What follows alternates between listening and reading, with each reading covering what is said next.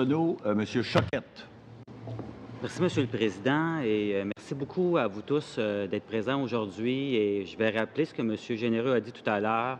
On est très fiers de notre institution Air Canada et on est très fiers aussi du fait que c'est une institution bilingue soumise à la loi sur les langues officielles. Et on espère que c'est la même chose de votre part et je pense que j'ai compris que oui.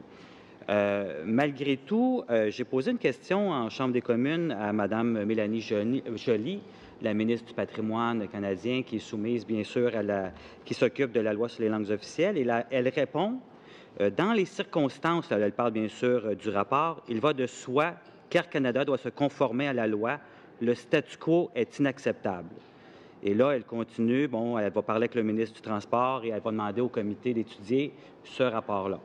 Est-ce que vous avez eu des contacts après le rapport du commissaire des langues officielles, soit avec les gens du bureau de la ministre ou du patrimoine ou du ministre du Transport? Ce rapport-là, comme vous savez, a été émis la semaine dernière. Le rapport a été émis la semaine dernière avec une audience devant ce comité la journée après, je pense. C'est pas la même journée. Donc, ce n'était pas exactement beaucoup de temps d'étudier, discuter, débattre ce qui a été dit dans le rapport. Ceci étant dit, nous, on est assez clair que notre point de vue dans tout ça, c'est qu'il faut avoir des règles qui s'appliquent à toute l'industrie. Et on va continuer à répéter ça.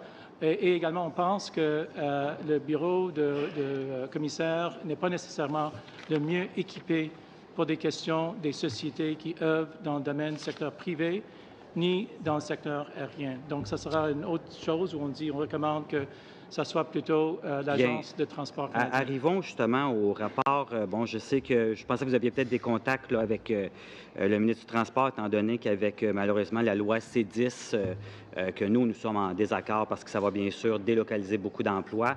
Donc, je pensais qu'aussi, par rapport à ça, les libéraux auraient été rapides pour intervenir pour faire respecter la loi sur les langues officielles. Vous avez mentionné que vous faites beaucoup d'efforts, et je sais que c'est le cas, mais par contre, en 2014-2015, le commissaire a vérifié qu'il y avait juste une seule recommandation sur 12 qui avait été appliquée du rapport de 2011. Comment vous expliquez ça? Ouais. Peut-être juste pour... c'est une partie du rapport du commissaire qui nous a un petit peu surpris de la façon dont c'est dit. En fait, même le commissaire, dans un rapport précédent, il a dit que la majorité des recommandations avaient été mises en œuvre. Son opinion, c'est qu'il y en a une qui a été pleinement mise en œuvre. Mais je pense que c'est incomplet de dire qu'il y a une seule recommandation qui a été appliquée. Il y en a plusieurs des 12 recommandations qui ont été appliquées. Maintenant, la question, et puis c'est la discussion qu'on a eue avec le commissaire, dans quelle mesure elles ont été appliquées, dans quelle mesure, lui, ça le satisfait ou non.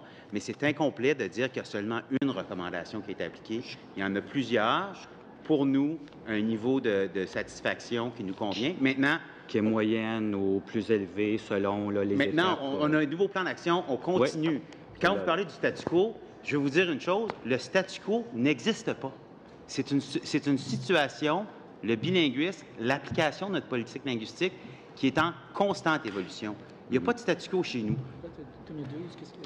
On engage des employés à chaque année et puis on met en œuvre ce qui augmente le niveau de bilinguisme. Maintenant, peut-être citer le rapport du commissaire de 2012. Là, je le lis ici en anglais. Oui, je n'ai pas beaucoup de temps. Je vais devoir vous couper, mais on va pouvoir se reparler dans la deuxième heure. Donc, je vais juste parler de ce rapport-là parce que vous l'avez cité, bien sûr. Puis bon, ce que j'ai lu dans ce rapport-là, c'est entre autres que vous allez maintenant commencer à parler avec les groupes de langue officielle en minoritaire. Et ça, je trouve que c'est une très bonne idée. Et d'ailleurs, dès 2009, la Fédération des communautés francophones et acadiennes a affirmé qu'elle souhaite qu'on accorde plus de pouvoir au commissaire. Donc ça, c'est une recommandation qui a été faite dès à ce moment-là, 2009. Là, vous dites que vous allez commencer à les consulter, ce qui est une très bonne idée, mais ils vont être d'accord avec cette position-là, qui est d'offrir plus de pouvoir au commissaire aux langues officielles pour que vous puissiez travailler ensemble, parce que je ne sais pas l'idée de travailler contre. Là, ce qui m'inquiète, c'est que présentement, vous travaillez contre le commissaire, le commissaire travaille contre vous, vous n'acceptez pas les recommandations du commissaire, le commissaire ne vous accepte pas. Si on avait au moins de pouvoir, comme le commissaire le demande, faire des ententes exécutoires, ça pourrait être bon pour tout le monde, je pense. Mais écoutez, nous, on pense, comme je viens de dire à la fin, que c'est un domaine où il faut avoir plus d'outils que le commissaire a au niveau de expertise. Je dirais que cette industrie est compliquée. C'est une industrie pas mal compliquée.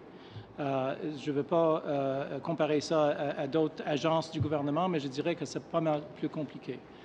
Ceci étant dit, il faut peut-être... Donc, je m'excuse, je ne voulais pas vous couper, mais mon temps est presque terminé. Donc, seriez-vous d'accord pour, par exemple, de Avec offrir... l'Agence de transport canadienne. On parle de l'Agence de transport canadienne, les autres compagnies canadiennes, les autres compagnies aériennes, on parle des aéroports, on parle de toute cette communauté-là qui touche l'aviation. Si oui, si on travaille tous ensemble, absolument, il sera bienvenu à participer à ça. Mais donc, vous n'êtes pas contre nécessairement les ententes exécutoires entre le commissaire et vous-même pour que vous puissiez travailler ensemble plutôt que de travailler en antagonisme? Parce que là, le problème, c'est que vous travaillez un contre l'autre, puis il n'y a jamais de solution qui arrive. Si vous aviez des ententes exécutoires... Ça ne sera pas nécessairement une convention exécutoire. Donc, je ne dis pas oui à une convention d'exécutoire. Il a mentionné ça la semaine dernière. On a étudié ça. Je n'ai aucune espèce d'idée si oui ou non. Mais je peux dire une chose, on est prêt à travailler plus étroitement avec la communauté de l'aviation et travailler plus étroitement avec lui, mais également avec l'Agence de transport canadien qui comprend l'industrie beaucoup mieux. Merci beaucoup, M. Lefebvre.